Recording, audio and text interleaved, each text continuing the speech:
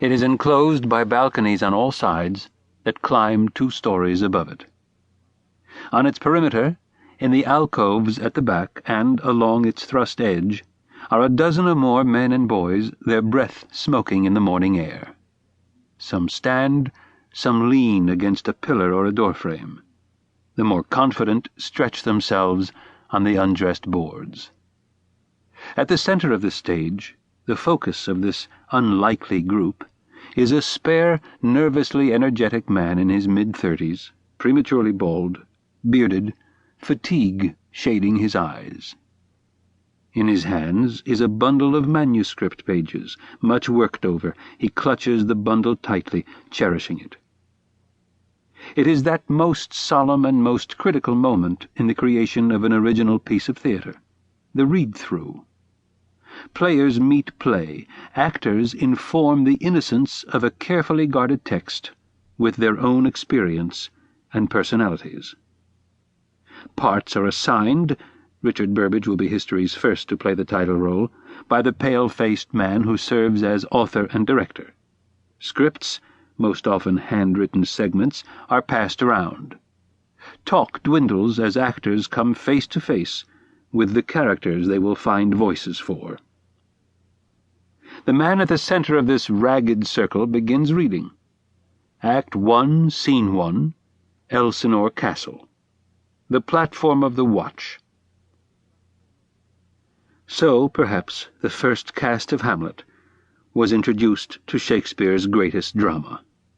In an empty house, soon to be filled with some of the most potent language human ears had ever heard, without props, without preconceptions or theories, with no prior knowledge other than this. Except for Ben Jonson, the author was London's, and thus the world's, most celebrated playwright. Shakespeare was 36 or 37 at the time of the first presentation of Hamlet in 1600. His reputation was by now firmly established, his financial fortune made. He owned 1/10 of the Globe Theatre. Beginning with the Comedy of Errors in 1591, Shakespeare and his acting company, the Lord Chamberlain's Men, had introduced some 16 dramas and comedies to audiences in Elizabethan London. The great tragedies were still in the wings, Othello, Lear, Macbeth.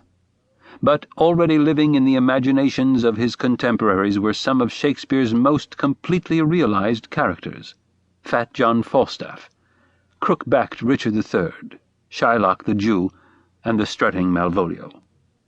Now came a hero more complex than any contemporary audience had ever seen on stage.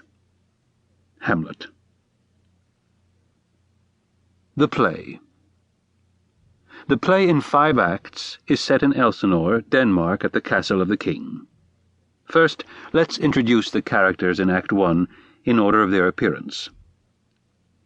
Bernardo, Francisco, and Marcellus are soldiers of the guard keeping watch along the castle battlements. Horatio, a college friend of Hamlet from Wittenberg. A ghost of the late King Hamlet of Denmark and father of the current prince. Claudius, brother to the late king, and newly married to his widow.